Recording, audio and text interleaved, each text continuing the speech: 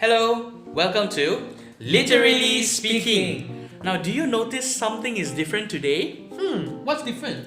Look at Ben's hair. It's really short today. But do you know what else is short? What is? Our Tiny Tips video! That's right. And today with our Tiny Tips edition, we will be talking and sharing a tip on how you can remember your speech. So, Seki, how do you remember your speech?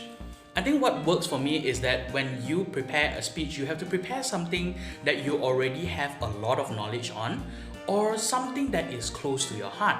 Because assume you're giving your speech halfway and suddenly you fumble and forgot what you're going to say. It's easier for you to pick up from where you left off because you already know the story or what is in your heart. So you can share with passion or you can share with knowledge.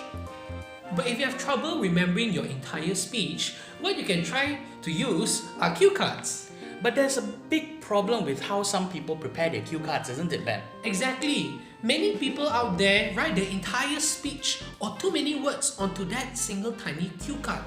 And because of that, they get very distracted. We recommend you to write specific short phrases or keywords onto the cue card.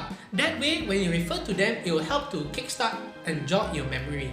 But most importantly, whether it is speaking about something that you know by heart or by knowledge, or whether it is using cue cards to jolt your memory, I think most importantly, everyone needs to practice even more. Because when you practice a lot, your thoughts will flow easily and that will affect how you present in your presentation.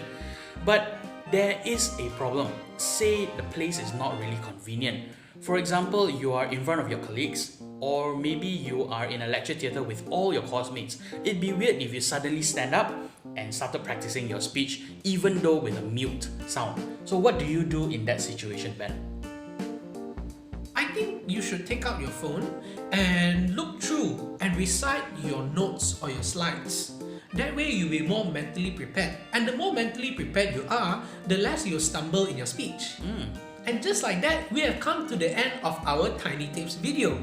If there are people out there who can get their dream body 6-packs abs, then you can do the same with your speech as well through a little bit of effort. And be sure to like and share this video, subscribe to us if you haven't, and spread the news to your friends. So until then, keep learning, Keep enjoying and keep watching Literally Speaking.